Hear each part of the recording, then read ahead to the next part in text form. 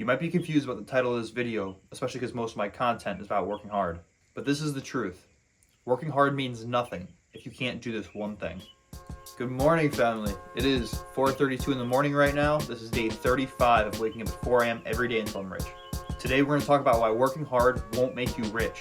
And now I'm not lying. You will have to work very, very hard. But that's only half the puzzle. Honestly, I think it's so backwards that to be successful, you should not be focusing on grinding and working as hard as you can. It's like trying to start a fire without a match. You might have all the wood, but without that match, it's not going to ever ignite. Now, I'm going to tell you what that one thing is, and a lot of you might have heard this story before, but it's about two lumberjacks. These two lumberjacks every day go out for the same amount of time. They both chop wood. One lumberjack every single day takes an hour break for lunch. During lunch, the other lumberjack works tirelessly through it every single time. He doesn't take a break. He just chops, and at the very end of the day, the one lumberjack who took the break always ends up cutting more wood. So naturally, the guy who doesn't take breaks is just, after time getting frustrated. He's saying, man, I don't ever take breaks, and he's still chopping more wood than me consistently. So one day he asks the other lumberjack who takes the breaks, he says, hey, why is it that I work through my break, I do not take any breaks, and I still chop less wood than you?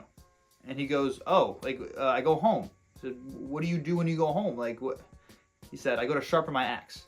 So what we can take away from that is, even if you are putting in all these hours, you're working as hard as you can, you're outworking a lot of your competition, and you're yielding good results, getting a lot of the wood, as we would say from that example, it will be nothing compared to what you would have produced if you went to sharpen your axe. Now, obviously, I don't think many of you guys watching this are lumberjacks, but this lesson I did have to learn the hard way. For the first full year of my clothing brand, my business I've started, I've been working tirelessly. I was putting in all these hours, making designs all throughout the day, just pumping stuff out, getting my output to the maximum.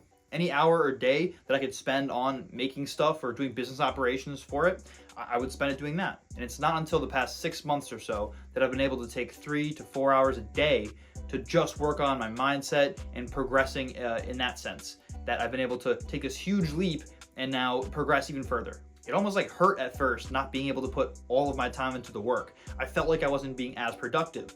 But throughout time, I saw that my productivity was going up and my output was a lot stronger. Now, I don't just mean things like watching YouTube videos while you're eating. I'm talking, really dive into it. They always say you have to have passion for what you do to really succeed. And with that passion comes, you have to have the knowledge. So you have to know where something came from to know where it might be going. So take that time, really get to know things, read books, go to, seminars, whatever it may be, but take that time, learn your craft, get your mind right overall, and you'll be a lot further ahead. Another way I learned this the hard way was I was going to make some new piece, new design, and I was really thinking deep about it. And I really thought to myself, what can make a difference in my industry?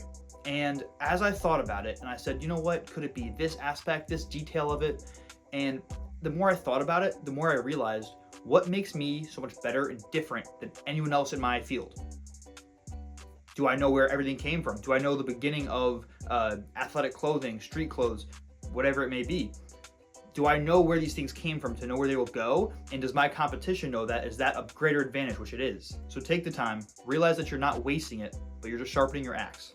This is one topic that's been pretty prevalent in my life for a long time now. So I hope you guys gained something from this. I hope I helped at least one person out there. I'll see you guys tomorrow.